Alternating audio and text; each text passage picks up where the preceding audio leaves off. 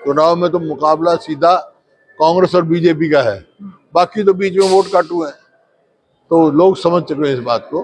तो मैं सारे हरियाणा में घूम रहा हूँ, जिस प्रकार से जन समर्थन मिल रहा है, 36 बरादरी का समर्थन मिल रहा है, उसके आधार पर मैं कह सकता हूँ कांग्रेस के पक्ष में हरियाणा में लहर चल रही है। हुड्डा साहब जिस तरह से अब वो कुछ विधायक जो है कांग्रेस की तरफ आ गए हैं और अल्प मत में सरकार नजर आ रही है। और आज दुष्यंत चौटाला ने बयान दिया, उन्होंने ये कहा कि अगर कांग्रेस पार्टी जो सरकार तोड़ने में समर्थन देती है तो हम खुद जेजेपी पार्टी। जाओ गवर्नर को लिख के दे के आओ, अपने विधायक लिख के दे के आओ, फिर हमारे जो है कांग्रेस का भी प्रतिनिधि भेजूंगा। हमारी मांग ये है, ये देखिए आज चुनाव में तो मुकाबला सीधा कांग्रेस और बीजेपी का है, बाकी तो बीच में वोट काटू है, तो लोग समझ चुके हैं इस बात को। और जो ये बात कह रहे हैं कि भाई हमने तो ये कहा है कि भाई सरकार की नैतिकता के आधार पर कोई मॉरलिटी नहीं रही है, इस्तीफा देके राष्ट्रपति शासन करके चुनाव जन आदेश ले रहे हैं। सर आप राज्यपाल से मिलने जाओगे? आप राज्यपाल से मिलने जाओगे इस बारे में? इसलिए राज्यपाल से जाएंगे, राज्यपाल से जाएंगे। अगर ये जेजेपी वाले 10 के 10 विधायक लिख के दे देंगे वहाँ, तो हम जाएंगे। सर कुछ बीजेपी विधायक भी आपके संपर्क में बताया जा रहे हैं, ये आपको बताना जरूरी नहीं है। सर पूर्व मुख्यमंत्री कह रहे हैं कि चिंता की कोई बात नहीं, बहुत सारे विधायक हमारे संपर्क में। तो गवर्नर, आप उसके गवर्नर के सामने पेश करो अपनी मेजोरिटी। भाई ये गवर्नर देखो, आज माइनॉरिटी में है, ये अल्पमत में है, 30 कांग्रेस के विधायक हैं, 10 जेजेपी के हैं, 3 ये जो इंडिपेंडेंट कल आए थे, 43 हो गए ना। एक अभय चौटाला है, वो भी बीजेपी खिलाफ है, 44, और एक बलराज कुंडू पहले इसी हुआ है, 45 आदमी आदमी के खिलाफ माइनॉरिटी में है। 88 का कुल हाउस है, 2 खाली हो चुकी हैं, चरणजीत सिंह और अपने खट्टर साहब इस्तीफा दे चुके हैं, मेजोरिटी कहाँ रहेगी इनकी।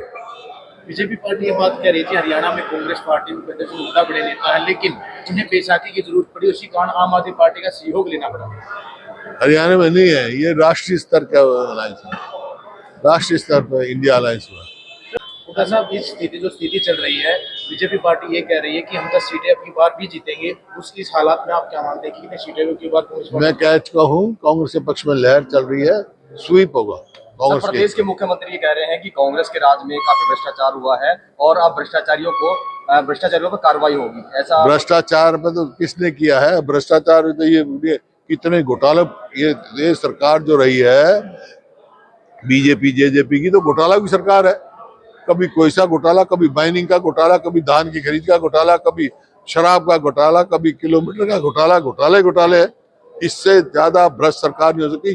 अरे जिसके समय में HPSC में करोड़ों रुपए पकड़े गए हो, SS कमीशन के जो नौकरी में, जो परचून में जैसे दुकान में सामान बिकता नहीं, इस तरह नौकरियां बेची गई, आपके सामने है सारी। किसानों के खातों में 72 घंटे में पेमेंट की बात सरकार कह रही थी, लेकिन सोनीपत में काफी ऐसे किसान हैं 3 महीने नहीं हो रहा। ये तो ना MSP मिल रही किसान को, ना MSP मिल रही। ये नई चीज लगा दी, मेरी फसल मेरा ब्यौरा, ये परिवार पहचान पत्र, प्रॉपर्टी ID, ये हम कह चुके हैं कि जो भी इस किस्म का जो जन विरोधी ये होंगे उनको हम खत्म करेंगे। हरियाणा सरकार कर्जे की तरफ बढ़ती जा रही है, काफी करोड़ रुपया कर्जा है। इसी बात को मैं जवाब मांगा था असेंबली में।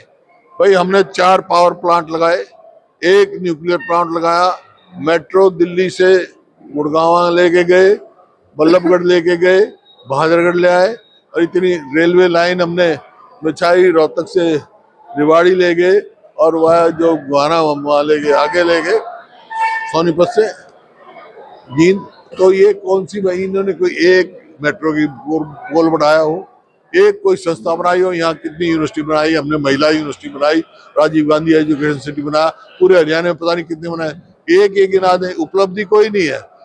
कर्जा जब 2014 में हमने सरकार छोड़ी, 70 या 80 हजार करोड़ कर्जा था, अब 4.5 लाख करोड़ से ज्यादा कर्जा हो गया, डुबा दिया हरियाणा को।